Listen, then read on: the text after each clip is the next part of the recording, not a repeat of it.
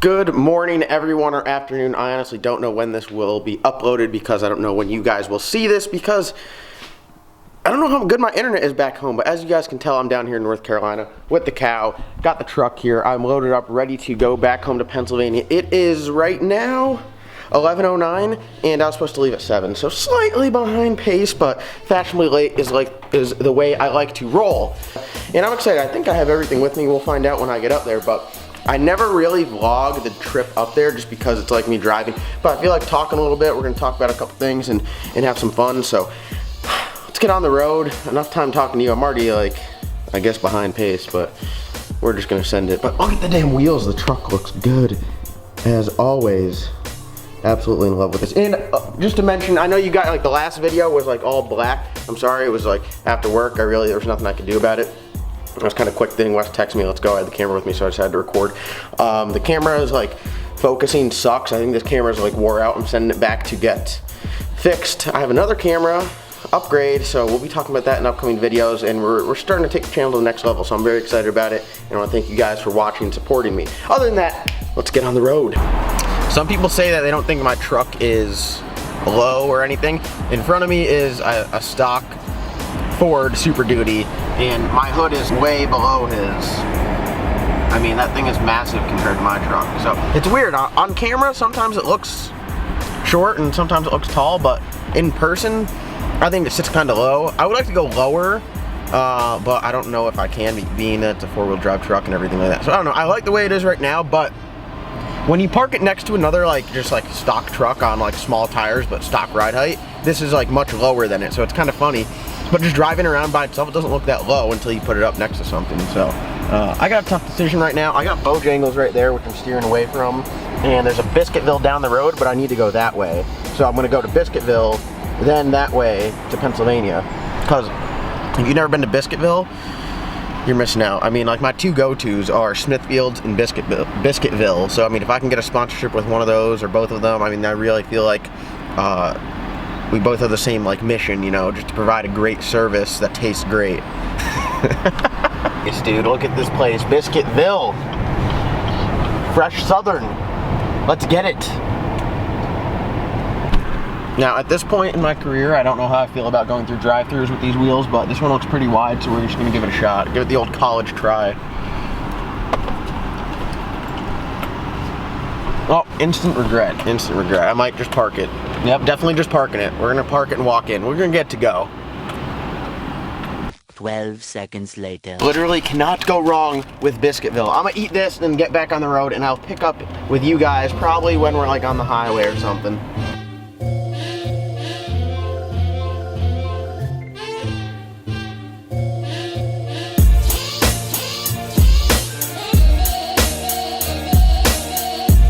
Alright guys, we are on the road here somewhere in Virginia. The GPS is telling me I'm gonna have some traffic here, so as you guys can see by this face, I'm very enthusiastic about it. I'm excited. I can't wait to sit in traffic. Definitely got a late start today. That might hinder the overall time, but I'm just gonna do my best and drive. So I figured now, since it's still pretty light out, I'll talk to you guys a little bit. Some people are asking how the truck drove being lowered. Did I ruin the drivability of it? Can I still drive it around like normal? And if you've ever ridden in any heavy-duty trucks, you'll know that the rears are pretty stiff. They're set up to tow, really. So when they hook a trailer up to them, they don't squat too much. And they actually ride. I think my truck before rode better with a trailer hooked up to it than it did without.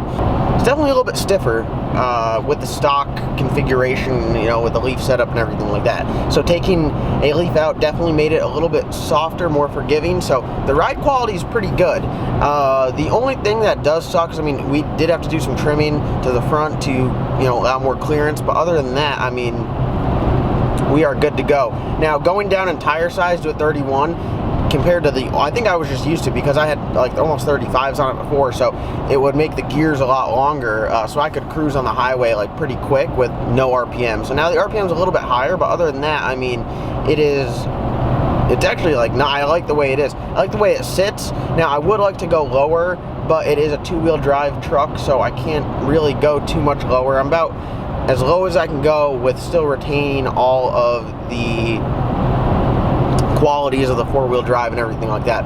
I don't really ever put it in four-wheel drive. I stay most of the time down in North Carolina. It's supposed to snow up here in Pennsylvania, so we'll see how it does. But I mean, I honestly think that if you are not into lifted trucks and you want to do something to your vehicle, this is definitely like the go-to route, because it is it's really easy compared to lift. I went a little bit drastic on the wheels and tire setup. You don't have to go 12 wide. The width is really what killed me. If it was 10 wide and a negative 30 offset, I'd be fine. I think like most 10 wides are like negative 19. This is a negative 44 on a 12 wide, so it's definitely a bit more poke on it, which then leads into issues when you're steering at full lock, with not only with the front of the front fender, but the rear of the front fender, which is not ideal. But we got that problem solved, so everything is good to go. It does rub a little bit though. Just the fender lining in these trucks is really good because it's thick and it helps with noise. But when you rub it, you sound like Chewbacca. So I'm sure you've heard those jokes in a few of the videos here, but we are moving right along. The one thing that I do have to say is, without a programmer, my speedo's off, and I'm like kind of used to it in the car because my speedo doesn't even work in the Cow. I just have it shut off. I don't have a drive shaft sensor on it anymore. So having it off in this, it really doesn't bother me, but now it's the other way. I'm used to it being a little bit slower, so now I'm going like 70 and it says I'm going like 80, and it drives me nuts. Because like I'll look down and I'll be like 90 and I'll grab the brakes. I'm like, whoa, I'm not going that fast. You guys are here strictly for the Cowmaro. Don't worry, it didn't go nowhere. We're about to turn it up. We're about to go racing next year. Gonna make it go a little bit quicker. I'll give you a little inside look. So for those of you guys that do want to know about the Cow, that are here for the Cow, but decided to watch this video, even though it was talking about the truck, I do appreciate it.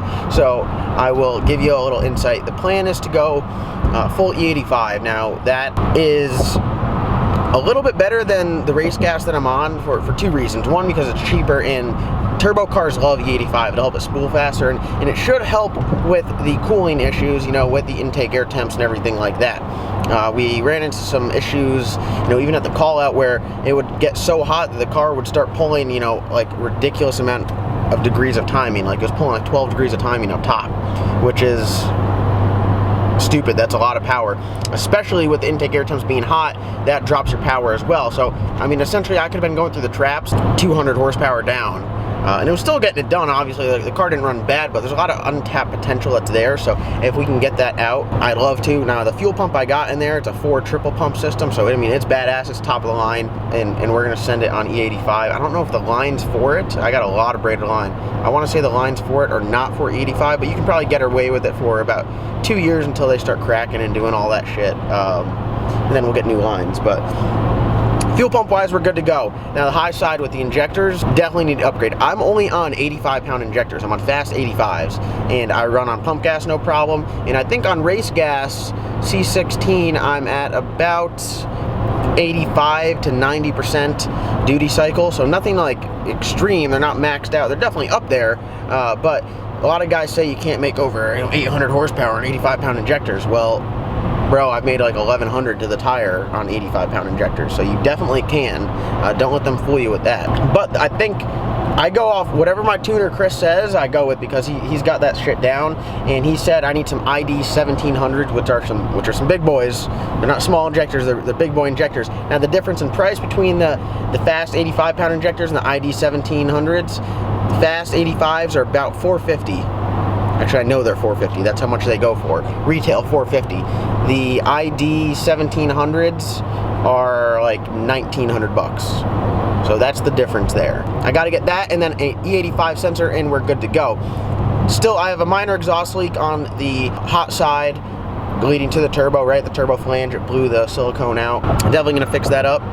And then we're going to heat wrap everything, see if we can really get that intake air temp down as close to ambient as possible. Hoping that's really the fix, especially 85 should help, and then we'll be able to ride. The plan is to get the car a little bit faster and then do some racing with it. So that's the plan. A little bit more testing. Got to take that converter out, send it back to Dusty at PTC and get it tightened up a little bit because it's just a little too loose up top. I really like to have it pull hard up top. So I was going through the traps with higher RPM and a lower mile an hour, so that right there is kind of like a sign that you're spinning the converter. And we all know I love to spin converters and ruin them like that. So before I ruin this one, let's get that out. Also, my Yank converter, which, you know, I do contemplate going back to the Yank every once in a while because the Yanks, I've gone fast on the Yank converter. Now, its downside is it does take a lot to get up on the converter. With the Yank converter, the PTC gets right up on it, and it still tightens up pretty good down track. The Yank is a bitch to get up on the converter, but I've gone faster on the Yank. So that's actually sent off to Yank right now. It's getting cut and cleaned. So I might sell it. I'm not sure. I mean, it's a great converter. If you have a 400 or a 4L80 LS motor, and you're making anywhere from 900 to 1200 wheel horsepower, that converter is badass. And I mean, that's what I got some crazy mile an hours out of that thing. I've trapped like almost 160 with that converter.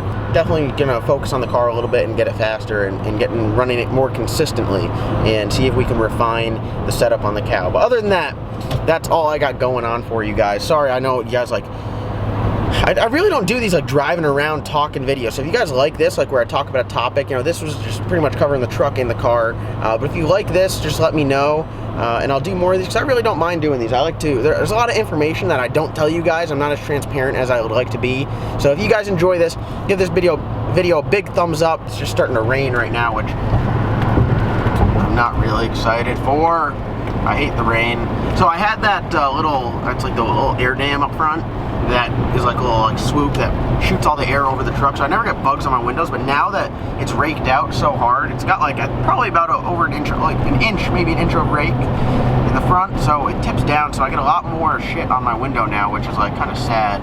Because before I would never get anything on my window, except for that big rock chip. Which, you know what? Everyone would comment about my damn broken window. They'd be like, oh God, fix that. Oh, it's such a shitty window, it's broken. How do you drive with that crack? So I got it fixed, and no one comments. It's like no one's like, hey, new window, nice. It's just, you know, I get no respect. This window gets no respect. I'm gonna shut up. I'm gonna drive. That was my rant for the day. I hope you guys are excited for some freezing cold videos up in Pennsylvania if I can get up with Greg A little bit. But I definitely got some fun things planned over the holidays. As long as I don't gotta get my wisdom teeth out. If I gotta get those out, you'll see a video of me just all messed up on drugs, probably saying some stupid stuff. But either way, it's gonna be fun. So let's get up to Pennsylvania.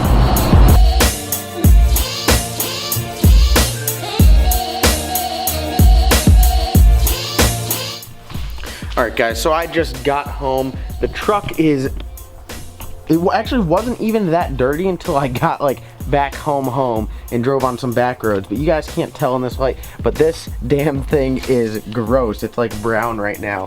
It still looks good though. I'm in love with the lowered truck look. Other than that, I know this video was kind of jumpy, so I do apologize. It's tough to like drive and vlog, especially when it's like shitty weather. But I hope you guys enjoyed this video, got a little insight of what I got planned going on for the truck build and the car coming up. Now that I'm up here, I am going to be filming. I'm going to try to upload as much as possible. The internet here does not really like me, nor do the lights, since everything just goes dark. But other than that, I'm going to start editing this video and get to bed because I've kind of had a long day and night last night, so all that stuff is, yeah, we'll get to it. But I do want to thank you guys for watching. If you enjoy these videos, please give it a big thumbs up. I want to wish everyone a Merry Christmas and a Happy Holidays. So thank you guys for watching. We'll see you next time.